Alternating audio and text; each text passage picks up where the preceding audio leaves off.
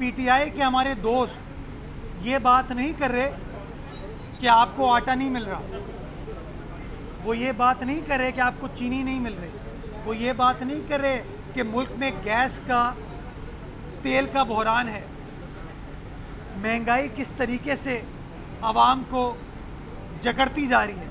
उनको सिर्फ एक ही चीज़ का मसला है कि पीपल्स पार्टी के कारकुनान सड़कों पर क्यों हैं, पाकिस्तान डेमोक्रेटिक मूवमेंट के कारकुनान के लीडरान क्यों एहतजाज कर रहे हैं, क्यों जल से जुलूस हो रहे हैं। उनको फ़िक्र इस बात की है सिर्फ, और ये शो करता है कि बौखलाहट कितनी है पाकिस्तान तहरीक इंसाफ की सफ़ों में, क्योंकि आप सबको पता है ये जेन्युइन वोटों से तो आए नहीं हैं, ये सिलेक्टेड है।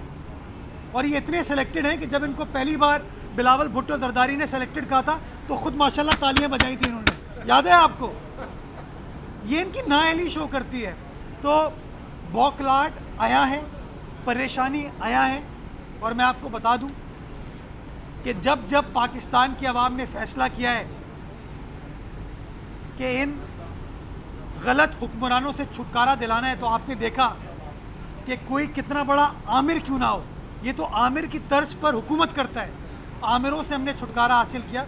तो ये तो एक कठपुतली है, इंशाल्लाह डोंट वरी, तमाम चीज़ें कर ली जाएंगी।